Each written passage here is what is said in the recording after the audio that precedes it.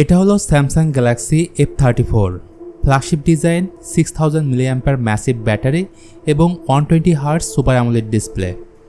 আর এই ফোনের দাম হচ্ছে ভারতীয় টাকায় 16,999 রুপি এবং বাংলাদেশে আসলে 25,000-এর নিচেই থাকবে।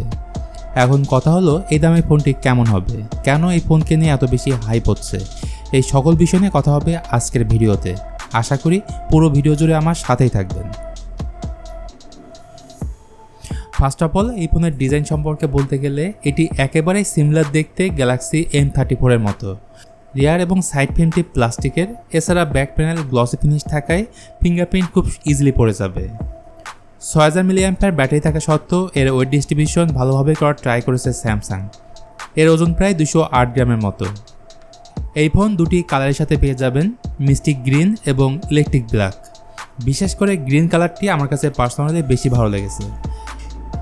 তো ডিভাইসটির ডান দিকে থাকছে ভলিউম রাখার ও পাওয়ার বাটন, ডান দিকে হাইব্রিড সিম স্লট যেখানে দুটি সিম কার্ড ও একটি মেমোরি কার্ড ব্যবহার করতে পারবেন।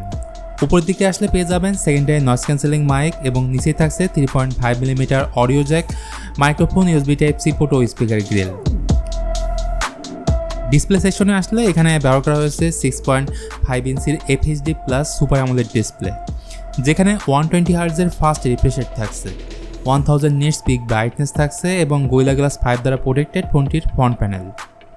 শুধুমাত্র এই ডিসপ্লে ড্রব্যাক হচ্ছে ওয়াটার ড্রপ। যদি আপনি এটি কনসিডার করতে পারেন তাহলে এই ডিসপ্লে নিয়ে কমপ্লেন করার মতো কোনো অপশন থাকছে না।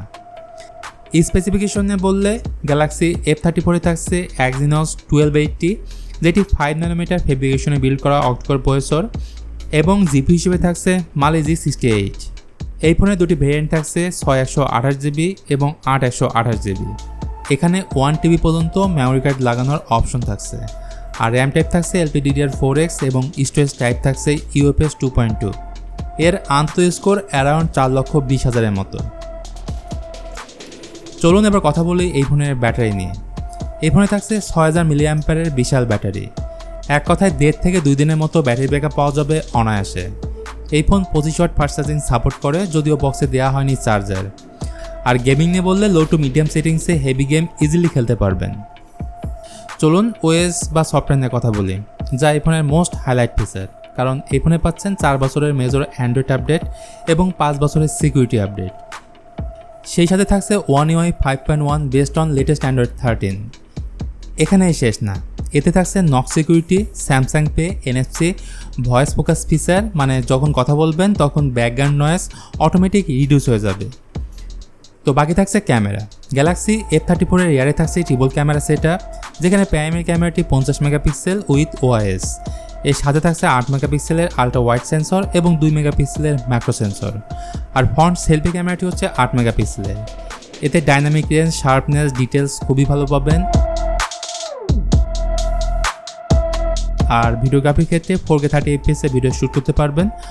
ওভারঅল সব কিছু মিলিয়ে যদি আপনার বাজেট থাকে 25,000 টাকা এবং আপনি চাচ্ছেন একটি স্যামসাং ফোন পারচেস করতে, তাহলে আমি ডেফিনেটলি বলবো আপনি এই ফোনটির জন্য ওয়েট করতে পারেন, কারণ এই ফোন দেশের মার্কেটে 1 থেকে 2 সপ্তাহের মধ্যে আনঅফিশিয়ালি পাওয়া যাবে। তো বন্ধুরা, এই ছিল আজকের ভিডিও স্যামসাং গ্যালাক্সি F34কে নিয়ে। ভিডিওটি কেমন লাগলো অবশ্যই জানাবেন। ভালো লাগলে please hit the like button, share করতে পারেন আপনার বন্ধুদের সাথে। আজকের মতো আমি মিথুন এখানে বিদায় নিচ্ছি, দেখা হবে পরের ভিডিওতে।